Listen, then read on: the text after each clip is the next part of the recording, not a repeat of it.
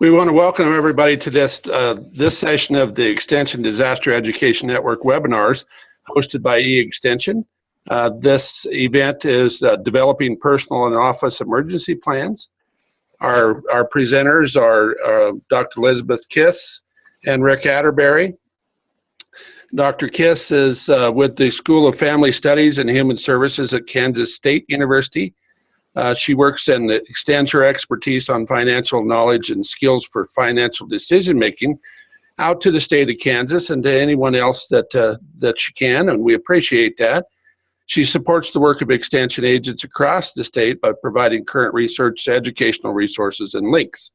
One of her expertise areas is framing, developing, and evaluating extension educational programs. She became involved with service on a team for E-Extension with the Financial Security for All Community of Practice group.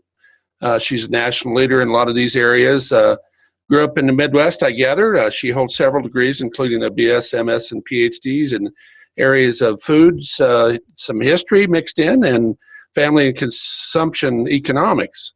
Most of those degrees came from Iowa State and the University of Illinois. Rick Atterberry, our second speaker, is a communications specialist with the College of Ag, Consumer, and Environmental Sciences at the University of Illinois. And in that role, he serves as a point of contact for the Extension Disaster Education Network, and in fact was our past president. So we're very familiar with his voice, and you may recognize the quality of his voice. It's related to a 30-year career in commercial radio, so I think you'll enjoy it. He also serves in a lot of emergency management roles, including a public information officer for Champaign County Emergency Management, as well versed in a number of ICS courses, has served as a public information officer for Central Illinois, and is deeply involved with the crisis communication team. Due to his radio background and his tie into emergency services, the humor around his house with his wife Giselle is that he's never been home for a severe weather event in the last 42 years of marriage. His wife Giselle is a professor of art history at Joliet Junior College, and his daughter is an attorney in Chicago. I think you'll enjoy these speakers.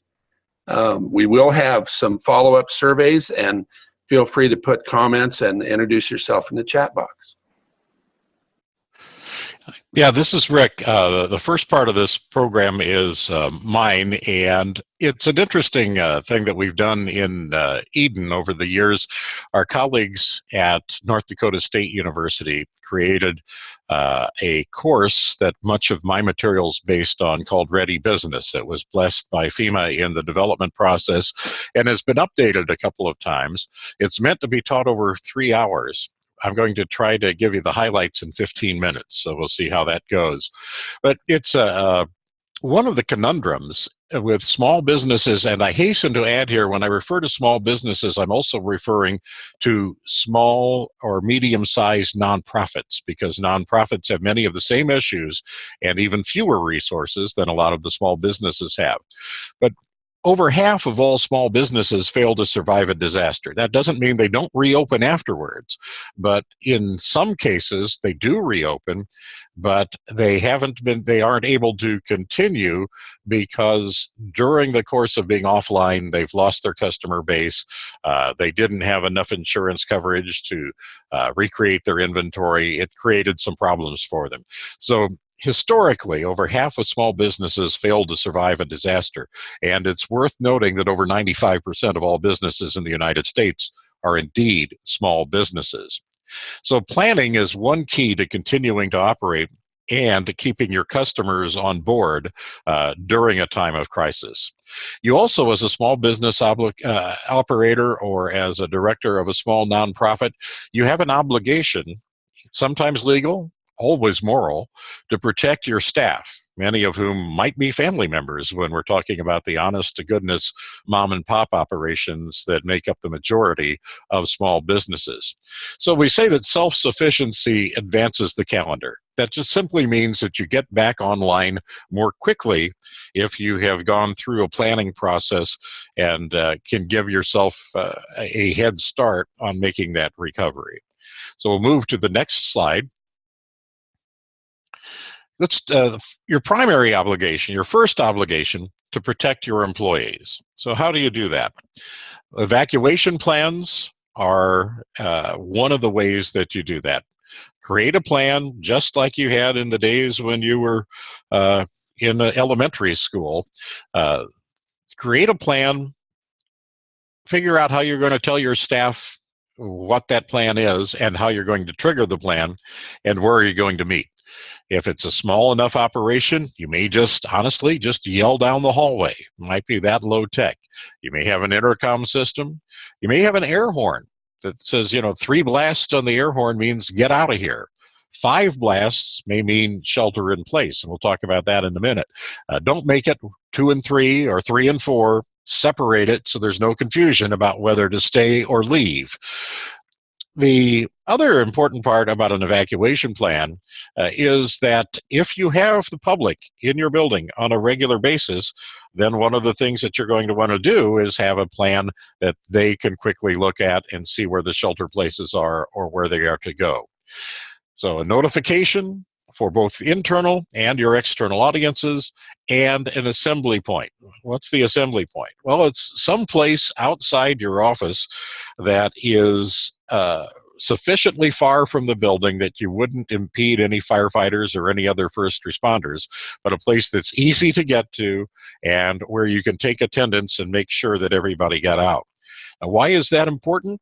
Well, because the first thing that's going to happen, say you have a fire, which is by far the most common disaster that a small business or nonprofit would face, first thing that's going to happen is the first fire department vehicle to pull up, they're going to ask you, is everybody out of the building?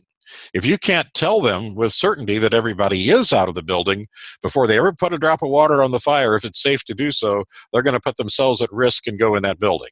And we've seen some practical situations. There's one that happened here in town where everybody was out of the building. They didn't have an assembly space.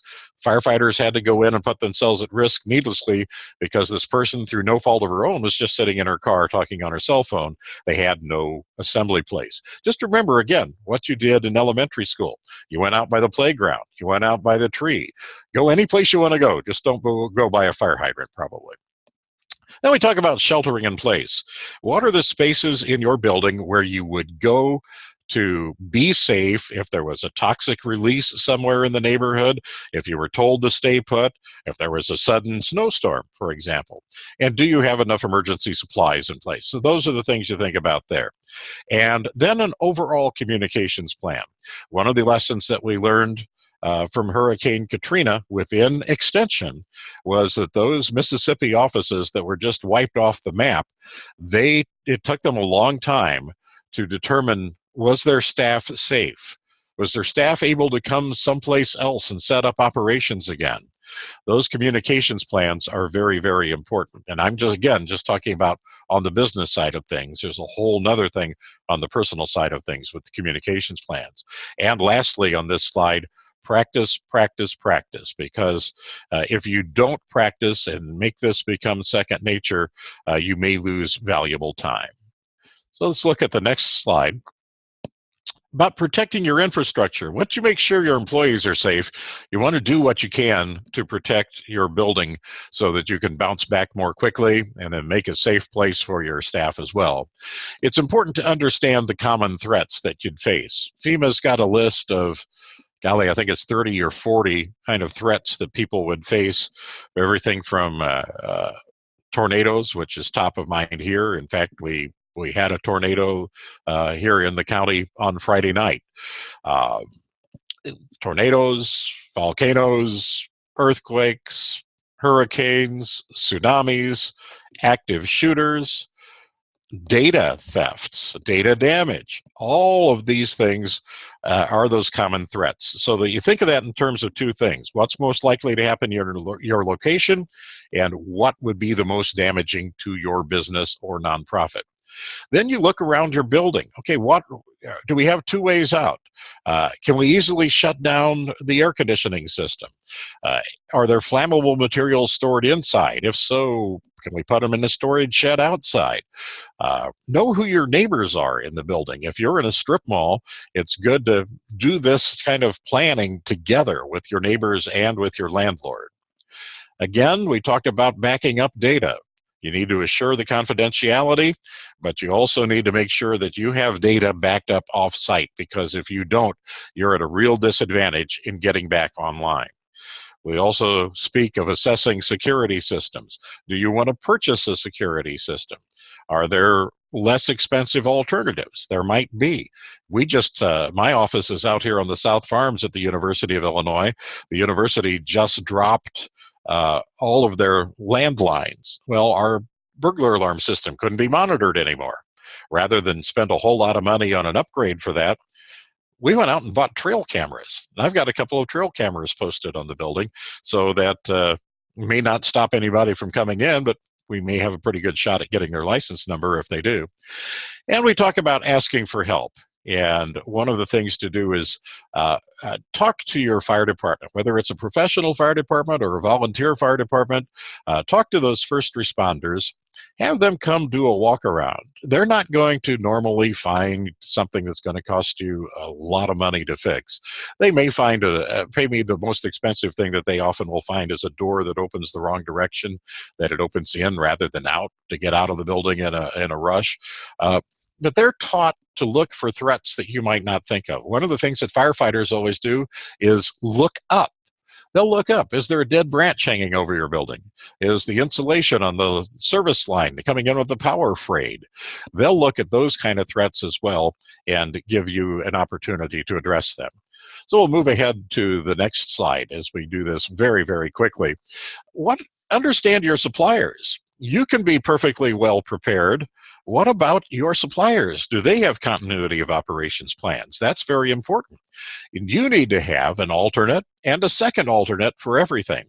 I taught Ready Business over in the western part of the state a couple of years back and ran into one of the attendees who was an employee of a regional supermarket chain the next morning. And he said, I went back and I realized that all of our dairy products came from the same source, whether they had a brand name on them or whether they had our store brand on them. They all still came from the same source. And if something happened there, something with a disease outbreak, a mechanical failure, they didn't have a backup for where their dairy products came from. And dairy is the first thing that most people go to the store for. So they were making some adjustments. When we talk about looking upstream and downstream, it's simply, who are your suppliers? That's upstream. Can you get what you need to keep your business operating from another source? Can you have an arrangement in place ahead of time to do that? That can be tricky, but when they understand where you're coming from, people cooperate with that. Then we look downstream. Do you just use, say, UPS to deliver your products to your customers? What happens if they have a labor issue? If the Teamsters Union goes on strike, how are you going to get your products distributed? So that's why we say look upstream and downstream, keep these things top of mind. And can your suppliers help you recover? If part of your building is damaged and you have perishable items, can they loan you a refrigerator truck for a couple of weeks until you get a new freezer in? That sort of thing. Work with your suppliers so they understand your issues, you can understand what their capabilities are. And then we'll look at this last slide here, and protect your customer base. If you're prepared, and if you can go before the TV cameras while your building is still smoldering and have a plan that you can say, that you can tell them, we're going to reopen in a day or two at this location because you've had it planned ahead of time, that inspires confidence with your customers. Create a communications plan. You can message map the various threats that might be common in your area or specifically to your line of business. That simply means write a couple of pages addressing questions that you're likely to face. And if you can do them very, very quickly, do them in 3 main points, 9 seconds, 27 words, 3927 is one way to do this, you're more likely to have your entire statement make the news than if you start rambling. So you need to have a message map for things that might happen. Identify ahead of time a spokesperson. Who in your organization is a good spokesperson? It's not necessarily the boss. If you're in a commercial operation that has a sales staff, it could very well be that your best spokesperson is one of the salespeople. It's what they do for a living. They get out in front, they have a story to tell, and they know how to tell it fairly concisely in most cases. But it's good to have a spokesperson identified ahead of time. And then do whatever you can to get back in business quickly. Maybe at reduced capacity, that's okay. It's important that your customers see that you're out there. If you have to move into another storefront down the street and have to put up a portable signboard with your name on it, that's just fine. Get your name out there. When you reopen, be sure the media knows you're reopening. They love to come and do follow-ups on success stories. So get your name out there, protect your customer base in any way that you can. And that is 3 hours worth of material in about 15 minutes, and we'll hand it over to Elizabeth. Thanks, Rick.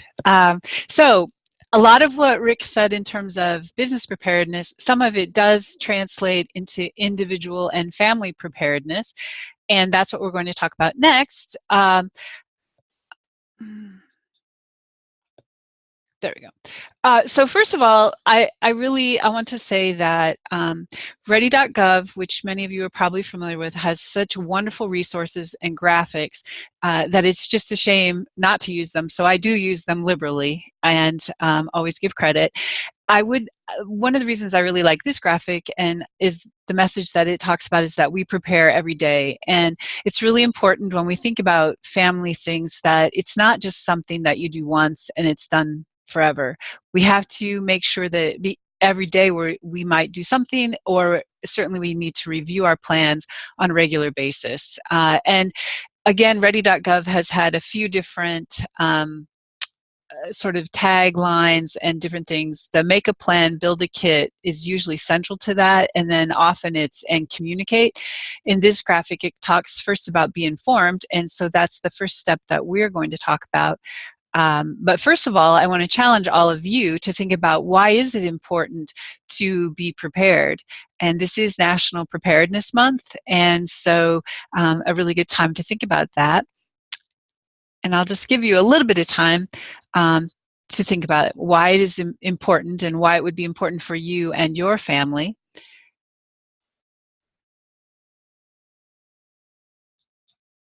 Here are some examples. The reason I chose this graphic, though, is really this point down here at the bottom in the center where it says winging it is not an emergency plan. And I think that's what we really do need to think about. There's a lot of things in life that we can wing or do on the fly, but planning for how we will respond and recover from an emergency or a disaster is probably not one that we want to wing. Emergency plans are important. They're an aspect of risk management, and when we think about risk management, oftentimes we think about insurance. We also maybe think about risk tolerance in terms of how we feel about different risk involved with financial investments we might make, but emergency planning is one way, an action that we can take to be prepared. And it's important because families may not be all together during an emergency. I was just looking up some numbers about how, on average, how many hours a day Americans spend at work, and it's over 8 hours a day, right? And then when you think about children in school and family members being other places, it's probably unlikely that families will be all together during an emergency. And the other thing about it is that each of us have unique needs. So what I may need to prepare so that I can adequately weather an emergency is different than my neighbor. Without a plan, experience during the emergency could be more severe. We could waste time, sort of not doing appropriate things. And also the recovery process could be prolonged if we don't have a plan in place and haven't taken some of these steps. I think it's important to realize, and as we transition from summer into fall and then start looking toward winter here in the Midwest, that types of emergencies may vary by the season and so might require different types of planning. And each of them are important. And so gets to the idea that we need to review our plans on some sort of a regular basis. It could be seasonally, it could be with whatever sort of frequency some different types of emergencies or potential disasters could happen. And also, I mean, I think the biggest reason that we might want to plan ahead is for peace of mind. All of us experience risk differently, so what my peace of mind is and what actions it takes me to feel comfortable are going to be different than someone else's, but I think all of us enjoy the idea of peace of mind. So why is it urgent? And I think we've heard this before, that it's a matter of when and not if. And the graphic here this is a graphic that we use here in Kansas to depict the different sorts of weather hazards that we are likely to face throughout the course of a year. And I was just thinking back, I think we've had pretty much all of these in the last 12 months. So again, it's not when, it's if. Some of them are less predictable. For example, maybe earthquakes or other sort of hazards that come about that are not nature related, but still, if you know your area and you know what sort of industry is in your area, then you can also prepare for those as well, which so how to get started, again, is be informed. Know your risks, know your weather risks, know other types of risks that you might be exposed to. Review your insurance coverages. And I think a lot of us would automatically think of our homeowner's insurance. That does protect your home and its contents in the event of damage or loss.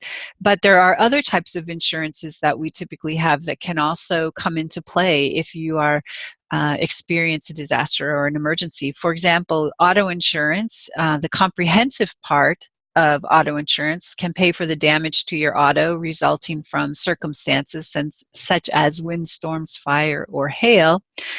If you are injured during a disaster and can no longer work, disability insurance is a type of coverage that could come into play for you. And then while we hope and certainly would like to take steps to minimize loss of life, we have to recognize that some people do die in disasters. And so in that case, life insurance would be another coverage that you might access as you're recovering from a disaster or an emergency.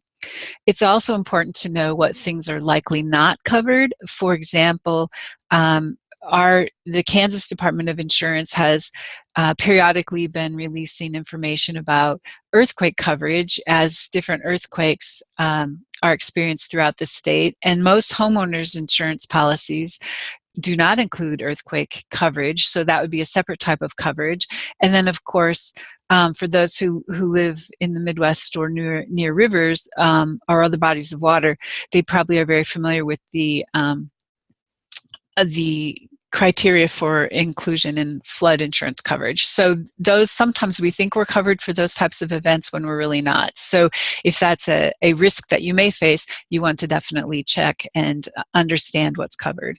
The third thing here about being informed is to be able to access timely information from a variety of sources and on a variety of devices. I think back to Rick mentioned the severe weather in the Midwest on Friday. I happened to be in Indiana then, and we also, we didn't have a tornado, but the sirens did go off, and so was watching the local news. And then, you know, if you go into the basement but you don't have a TV, which is what we're sort of conditioned to watch or listen to the radio perhaps, you know, the weather people telling us, but you can also access us on your phone or on other mobile devices. So just think about that too, is if you needed to get information, have more than one device that would work for that for you. So once you've gotten started, then the idea is to make a plan. And it's always important, again, all of us have our own individual circumstances. So you want to, when you make your plan, you need to take your own specific health and safety needs into account, as well as the different members of your household, which may include animals. So when we think about making a plan, again, this overlaps with what some of Rick was talking about, is think about where you will be, the places that you typically go, and what you would do if you were at home, if you are at work, if you're traveling between home and work or other places in the community that you regularly travel, but also if you're traveling for work or for personal reasons. As you're traveling, think about what you would do. Also think about, once you identify these safe locations, how will you get to them? I think all of us know that in an emergency, it's better you want to take the stairs. You don't want to be caught in an elevator. If you have mobility challenges, then what will you do? So we need to take responsibility for ourselves and make these plans and think about what our actions will be. And then, of course, once you know where you might go, how you'll get there, think about what are some items, what do you need to take with you? And that really, and then once you do that, you get your plan together. We'll talk about what you need to take with you next when we talk about build a kit. But to finish up making a plan, the idea is then, of course, to create this emergency communication plan. And it can be a workplace plan, it can be a family plan, it can be with your extended family. Collect contact information on paper, and you obviously probably have it electronically as well. But if all else fails, paper still works. Share the information with everyone who needs to have it, make sure they're carrying it with them, and then practice the plan. And that gets back to the graphic, the previous graphic that said, well, where will we meet if something happens? Is it going to be at the bus stop? Is it going to be at home or someplace else? So it's good to practice. And so this is the idea about the communication of your plan once you've made it. And now we're ready to build the kit. And lots of different ways to approach building the kit, but the basics are we need to have water, food, first aid materials for about 3 days for every member of your household, right? So that can actually be, especially the water, that could be quite a lot of water if you have a large household. And then other items to consider, or maybe not even to consider, but that will be very important, would be medications, prescription medications. If you have small children and babies, you would need formula, diapers, pet food. And then, of course, as part of your kit or maybe a separate kit, you will want to include some information about your important papers. So thinking about these emergency supply kits, it's probably not just one kit, right? You're going to want to build multiple kits, a full kit for home, for maybe a household kit, and then individual kits for each family member that contains what they need. Often when we think about children, if they have their own kit, you might want to include some books or games, something that they can do in periods if they end up being away from home and have to wait or entertain themselves. So then you would have kits at work, and this would be an individual kit in addition to whatever workplace emergency supply kit that your employer might have. And then also in your vehicle, again, I was looking up some statistics this morning about how much time we spend in our vehicles, and in a little bit I'll share those with you. There is a FEMA emergency supply list that's a great place to start, and then gives ideas about, for individual situations, what else you might want to include. Also then, a grab-and-go box or a file for important papers. And if you're not sure what important papers those may be, obviously you want to, if you need to grab something and go, you want to have your insurance information, and then your bank account information, your medical information. So I've listed 2 publications, one from K-State Research and Extension and another one from the University of Minnesota, that both have information about what to take and how to get prepared in case you have to grab and go in an emergency. So we have to remember, many of us live with domestic animals, cats and dogs, and they also need some sort of an emergency kit. And so this graphic from ready.gov is reminding us that your pet's emergency kit needs to be updated regularly. Add food and water to your grocery list. And again, since this is September and National Preparedness Month, it's a great month to a great time of the year to think about our pets and what we would do.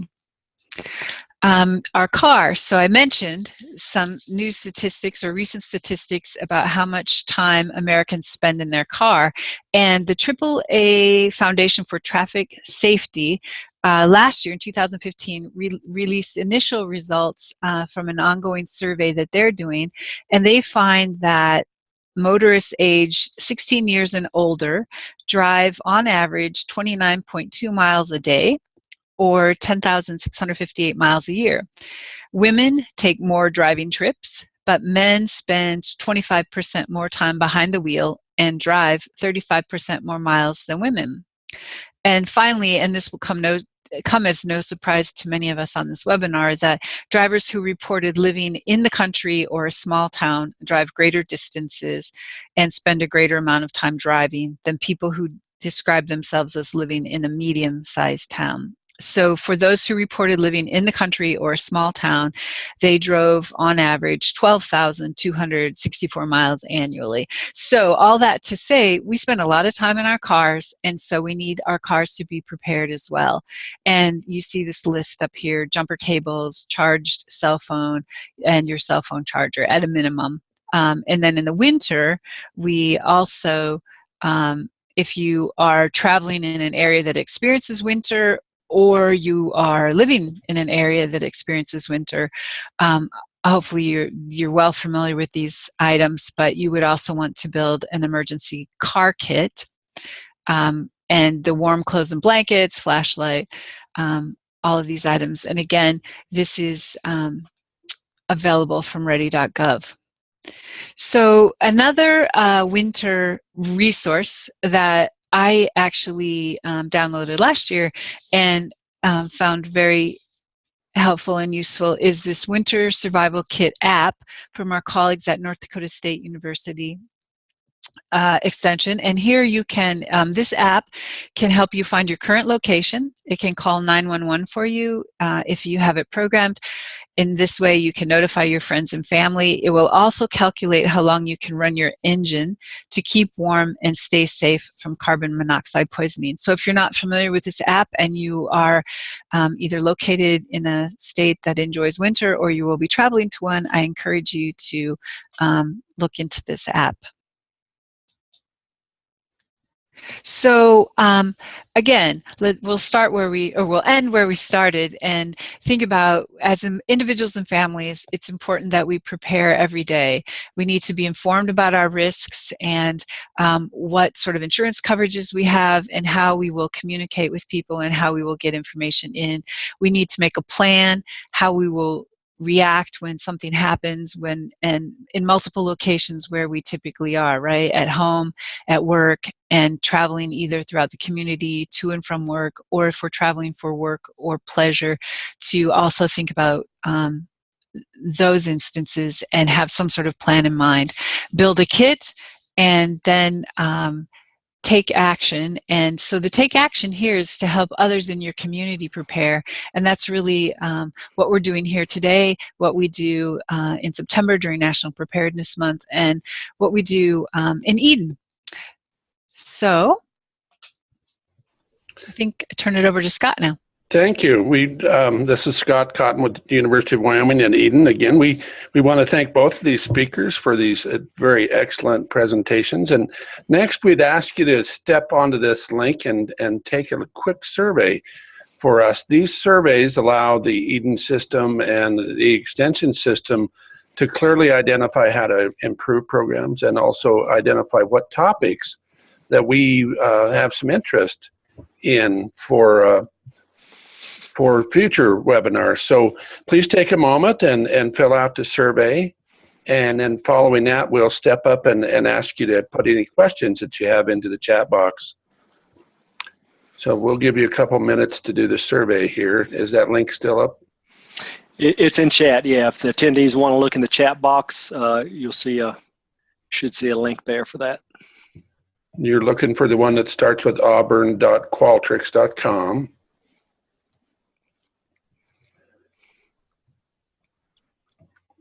And then as soon as you get a chance to finish that, we encourage you to type any questions you have specifically for our speakers into the chat, and then we'll give them a minute to try to respond to those. And then we'll show you a few other resources that are available.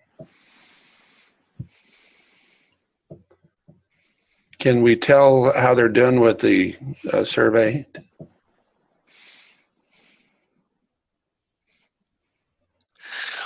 Virginia or Jerry would need to answer that question. Yeah, so we can't tell, but we're trusting that all of our friends that are watching this are taking our survey. It really is, as Scott says, very helpful. So maybe just another minute or two, and then Rick, you might want to check there. The first question came in that was directed to you, and then Elizabeth, there's a question about planning for pets. And while y'all are looking for that, I see that there is a question about the presentation being accessed at a later date. We'll address that in a moment. Very good. Thank you, Scott.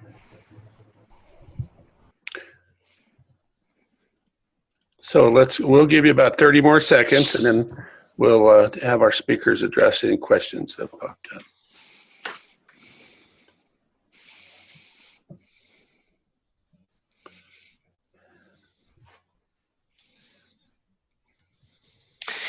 All right. Elizabeth, I'll read those off. I'll read the questions off to you. They're actually in the chat, or at least the ones I'm seeing. There's not any in. Okay. Elizabeth, there was a question earlier in the chat about the fact that it has come up that pets are normally not allowed in human temporary housing. Make sure to have a plan from Beth. And to be honest, the new Pets Act does require emergency managers to try to cohabitate pets if they have the availability. But what else do you suggest?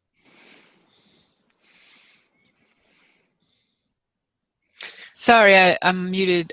Thanks. I see that now. I suggest that you have a plan. If you have relatives or family in another community that might be able to help you, and just understand what is available in your community. So much of this is local, right? And Scott, maybe you have some ideas as well. But since so much of this is local, I think it's really important to understand what resources are available in your community and how to access them if you need to.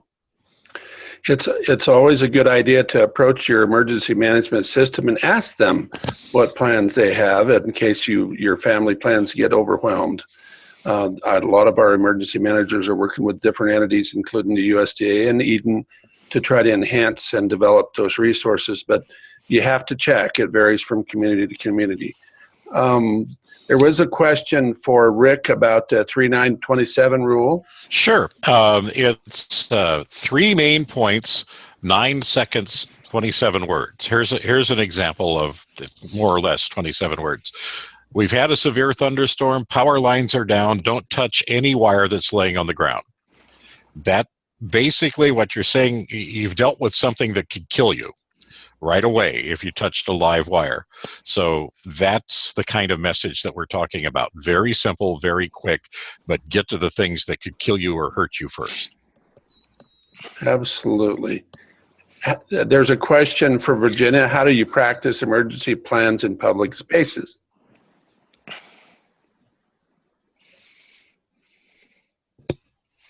It's up for grabs. Oh, okay. That's the first thing you want to do is if you're going to have a drill in an area where people are going to see it, you need to, of course, notify the authorities ahead of time and perhaps the media. We're actually doing this on Thursday in a small county in western Illinois, an under-resourced county. We're going to host a disaster drill that has to do with the derailment. But the very first thing we did was, of course, the first responders will be participating, but then you let the media know what's going to happen so that if they start getting calls, there's no panic.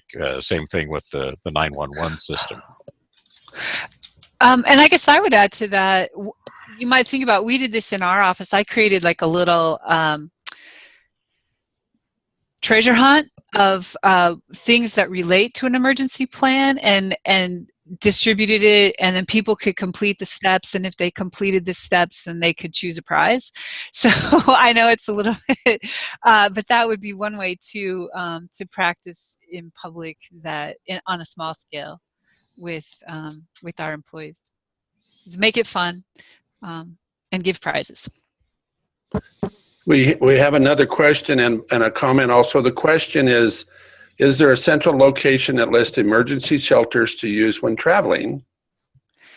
And yeah, and I guess I might take a first stab at that, because I had emailed or messaged to the panelists that I wasn't sure, but it occurred to me, I use the Red Cross app on my phone, and actually they do list shelters when they're opened. So if you're traveling and you have the Red Cross app, that might be one way to do it. I'm sure there are others, so I ask other panelists to chime in as well. Also, if you're traveling on federal and state highways and there's a rest area, most of those emergency shelters will be identified on the map in the rest area.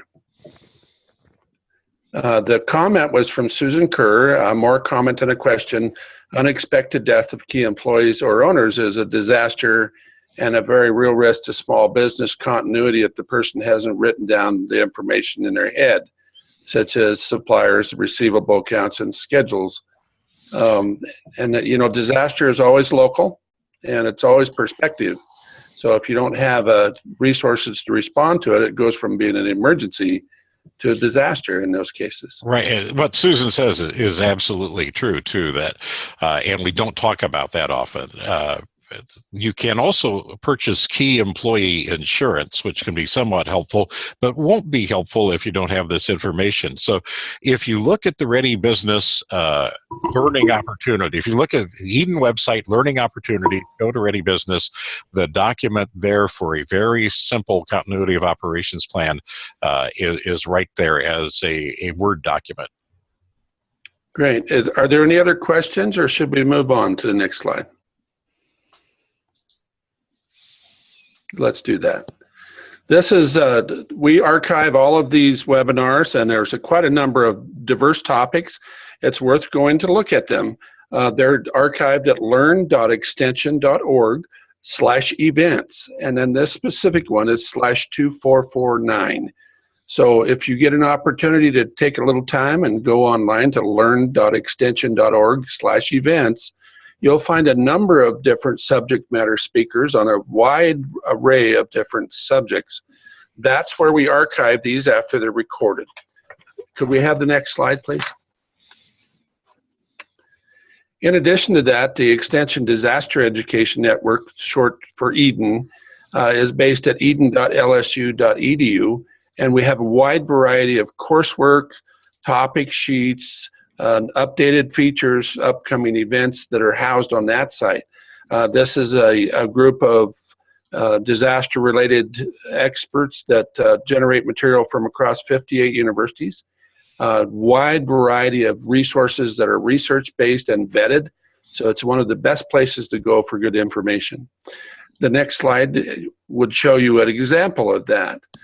We have both courses in Ag Disaster Preparedness and Recovery, but we do have hot topic resources listed when they pop up, including this one for the Zika virus. So you can go back to extension.org/disasters, and it'll link you right back into a combined access to these informations. And on the cutting edge of things, if you want to know what's going on with disaster education in not only our country, but some other environments too, we have a Facebook page, we have a Twitter account, we have a Pinterest account, and they're on the screen, and YouTube, and there's a number of good educational videos there. One of the more pertinent and in real-time things is the Eden Notes blog, because when any of our candidates or delegates or points of contact have something going on, they'll put notes up about those disasters on this blog. So please feel free to follow us and join us and make comments. And I believe, unless we have further, we can offer our last closing comments from our speakers. We have about 5 minutes here, so no specifics. I want to thank our speakers again for this really strong, basic starting point kind of information for Preparedness Month. Thank you very much for joining us and presenting this material. It's greatly appreciated. And I would just point, it looks like Virginia typed something about the next webinar, which is October 4th, about keeping food safe during an emergency. So I think that will be really important. Yeah, and that's the same website, learn.extension.org/events/2450. So please join us. It'll be on October 4th, same time, same station, different speakers, different subjects. We really enjoy having people join us and give us good ideas for the next one. So please, hope you filled out the survey and give us a little lead on what we need to address. Thank you on behalf of Eden and E-Extension, and unless there's any other comments, I think we're good. Thanks, everyone. Bye-bye. Bye.